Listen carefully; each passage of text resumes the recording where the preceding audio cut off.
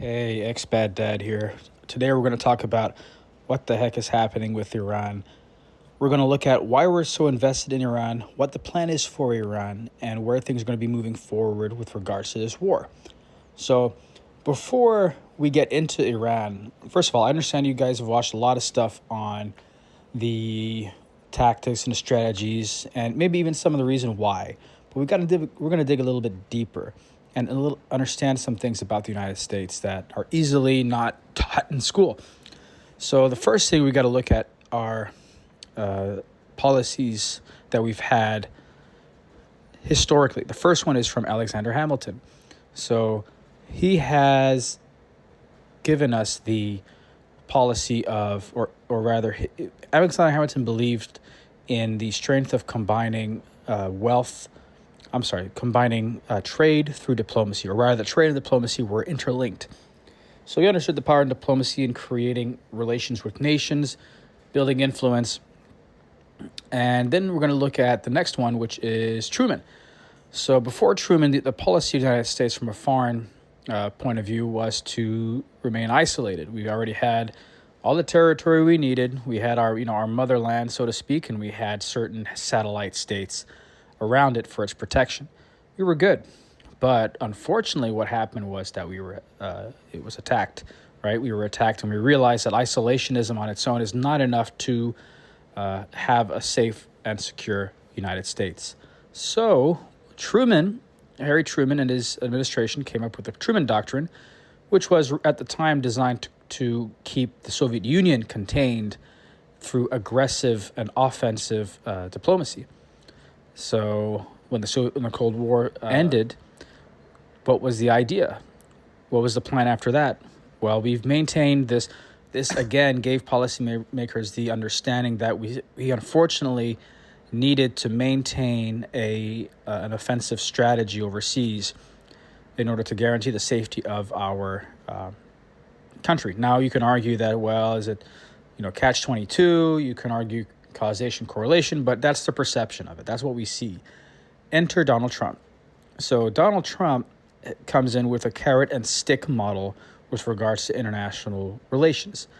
It's very much, entice you as Alexander Hamilton would with trade, or if things don't work out, then we're going to go Truman, and the stick is going to be military intervention.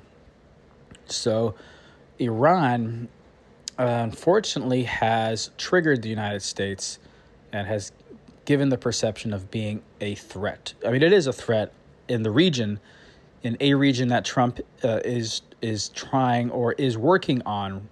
Went ahead and started trade relations with all these countries, which was why all these countries, in my opinion, started placing orders on aircraft for travel, started investing, because the trade relations that were created with the United States, or because of the United States and the guarantees that the United States can provide, makes it stable enough to where investment will just come. Now, Iran, unfortunately, is a fly in the ointment. And it's gotten to the point where either by misdirection, either by intel, that the impression was that Iran's, it wasn't so much that they were going to develop a nuclear weapon right away, but their intention was there.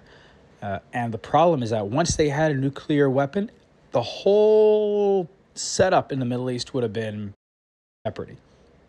It's like trying to build a glass palace right next to North Korea. Now that North Korea has a nuclear weapon, it's just it's not possible.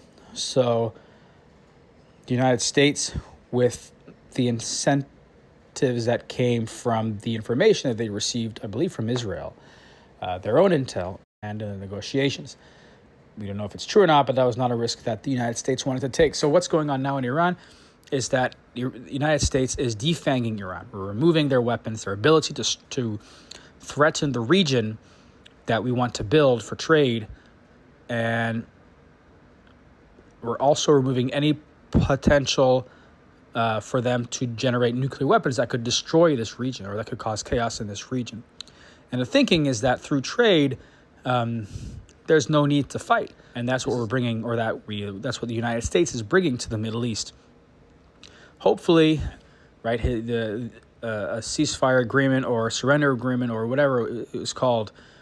The idea was that Iran was to be disarmed, and in exchange for that, they would be able to join into this prosperous realm, as well as develop a nuclear program for civilian purposes with the help of the United States, with the collaboration of the United States. So it was to start a new era to bring Iran into the trade group, into the community of Middle Eastern countries that were going to focus on trade. So right now, Iran is saying no. And what's going to happen is that the United States is going to continue systematically removing leaders. Now, Iran has come back and said that there are more leaders than missiles. And the American response is, well, okay, that's true. So it looks like you're going to have to share. So what's going to happen as we move forward, we're going to see more decapitations. We're going to see more destruction of military equipment and military, because let's say the regime does not want to stop fighting. Well, if you disarm them, then they can't fight. So if they're disarmed, and then eventually, with regards to the Strait, it's going to have to be checked, right? And if it is found that the Strait is checked, there's no mines or there's no threat, then that's it. It's game over for Iran. I mean, the regime can go live in the mountains for all everyone cares. And eventually there will be civil strife, because when you remove leadership, there's going to be, naturally so, competition for that position.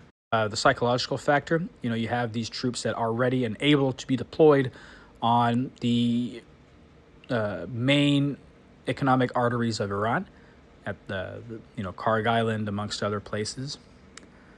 And we're going to see, ultimately, it's going to be a tough couple of months, if not a year. Ultimately, we're going to see a removal of the threat of Iran as a military power, and the unexpected prosperity that would come from it in the Middle East.